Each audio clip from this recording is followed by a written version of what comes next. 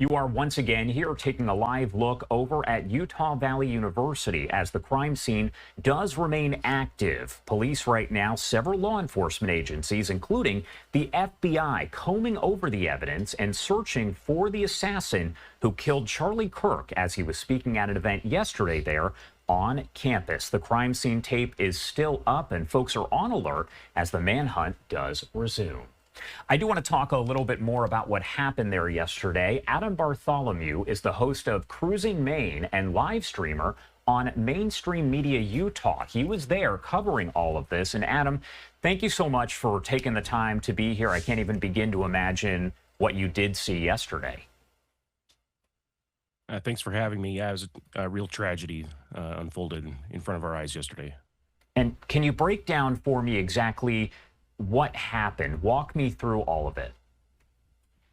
Yeah, I was asked, my son, who's 17, asked if he could go see Charlie Kirk. And I had heard that there was going to be some counter protesters, so I brought my gear and we went and attended the event. And I was on the upper balcony filming counter protesters, interviewing, asking them why they didn't like Charlie Kirk, that kind of thing. When the shots rang out, my son was directly below me waiting in line to ask Charlie a question. So I rushed over to the balcony and immediately started calling him on my phone. And that's when he told me that Charlie had been shot. And that's the chaos unfolded from there. Did you know exactly what was happening at that point? Again, as you mentioned, your son had let you know. You're just there covering this event as he's attending. So did it take you kind of a second to process, especially as you look at that video and you see the large crowds and the people running?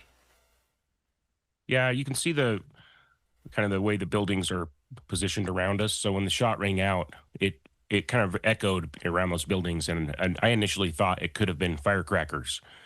And that was the first thing I said was, what was that, firecrackers? And people started screaming, there's a shooter, and started running. And that was when my son answered and said Charlie had been shot. I knew at that point that it was not, simple firecrackers. Have you spoken to Charlie Kirk before? I know, as we mentioned, you are a host, a media member there. You're covering this event. Have you had interactions with Charlie Kirk there in the past? I filmed excuse me. I streamed an event that Charlie Kirk put on for a local mayor that was running for U.S. Senate to replace Mitt Romney. And that was maybe a year ago. And I had filmed that event. It was pretty funny. There was a funny moment where Charlie threw out one of the somebody that was asking a rude question to the bank, to the candidate. And that was my only other interaction with Charlie. Really, it was that brief, funny moment. And I did want to ask, how is your son doing? Because I imagine that had to be absolutely terrifying. You said, right, that he's 17 years old? Yeah, he's 17-year-old high school student. He's in concurrent enrollment at UVU. He's doing okay. He's a pretty strong kid. You can definitely tell that he's traumatized by it. He really looked up to Charlie Kirk. He was really the only reason we were there, was because my son wanted to see and ask a question to Charlie Kirk. So, and it really sets a bad example, for our young people as far as the state of our political discourse right now, having this happen in front of thousands of students.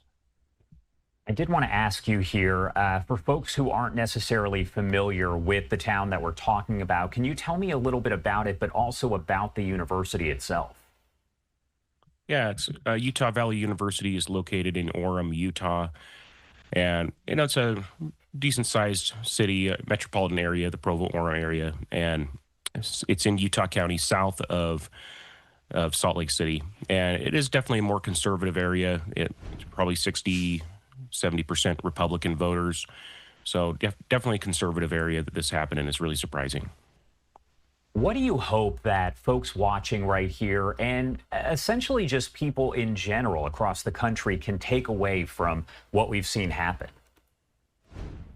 I think that I would really hope that people can have a civil discourse without resorting to violence like this. There's nothing, there's no words that should hurt your feelings enough that you have to kill somebody over it. All right. Adam, thank you so much for taking the time to be here with us and discuss all of this a little bit further. Obviously, a situation right now where they are still searching for the shooter. Your thoughts on that, as you know, you do have all of these students. There were so many people there and so many people attend the school. And at this point, a manhunt still underway almost 24 hours later. Yeah, you know, that brings up an interesting point about the security of the event. You know, I had attended the Republican State Convention at this same facility just a few months earlier this spring, and I had to enter through the same doors. It wasn't in the exact same spot on the campus, but I had to enter through the same entrance. And back then, they searched our bags. Everybody was, you know, there was actually security. Here, we just walked in the middle of a school day. There was thousands of students going between classes with their backpacks on.